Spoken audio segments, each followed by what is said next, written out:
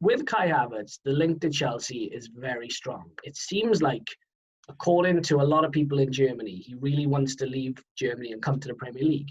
Now, I initially thought Liverpool might be a good move for him, but then I was like, I don't really know where he'd maybe fit in. Arsenal aren't going to be able to afford him. He would never go to Spurs, I don't think, under Mourinho. United, again, don't really need him.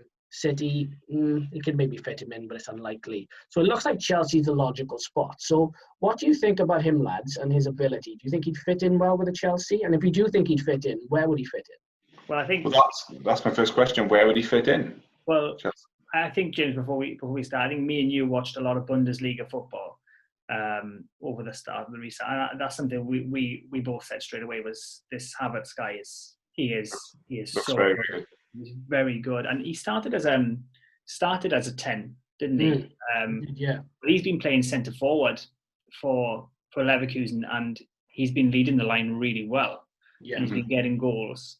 He doesn't look like your traditional centre forward. The problem is with Liverpool, like you said, is they've got a Firmino. They don't really play with a 10, so it wouldn't really work for Liverpool, I don't think. Yeah. And with Chelsea, they've just bought Werner and Ziyech. And Ziyech, for me, doesn't quite have the pace required to be out wide, which means that those two players are going to be central. So do I think he'd fit into Chelsea? No. But he does strike me as a player that would fit into Real Madrid.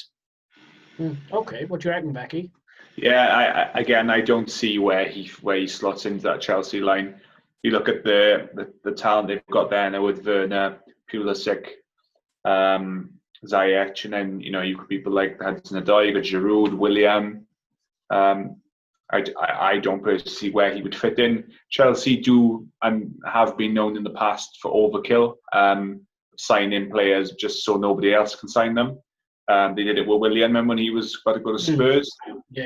So it wouldn't put it past me to sign him.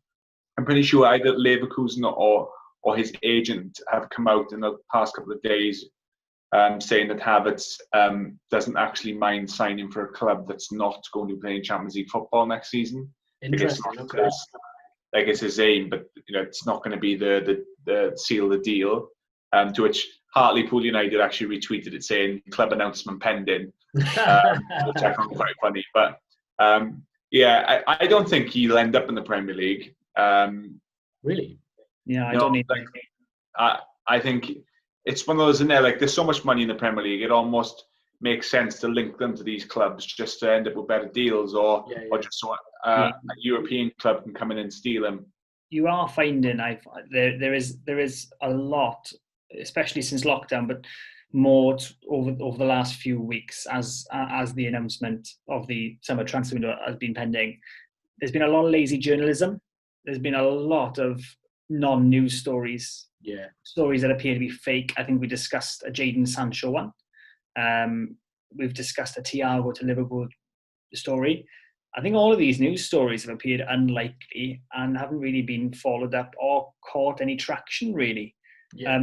So I don't think there's a lot of action on the transfer front at the moment, other than what's been announced. The Chelsea signings and so on. But especially, I agree with you, Beck. I think that Havertz will go abroad, if anywhere. He's got a good thing at Leverkusen, but I do think he wants to play Champions League football, despite what his agent says. I do think he will end up going to Real Madrid if he goes anywhere.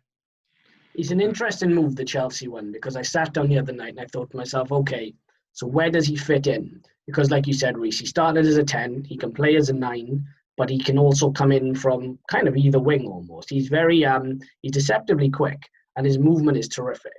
Looking at that Chelsea side, if they were to line up in a 4-3-3, for example, so you have a front three of Pulisic, you have Ziyech, and you have Werner, and as a midfield three, very similar to what Manchester City do.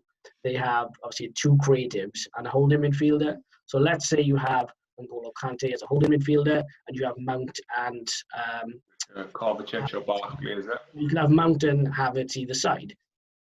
You could do it. I mean, you could pull it off. You can put him in there. I mean, he offers a much bigger threat than a lot of other Chelsea midfielders.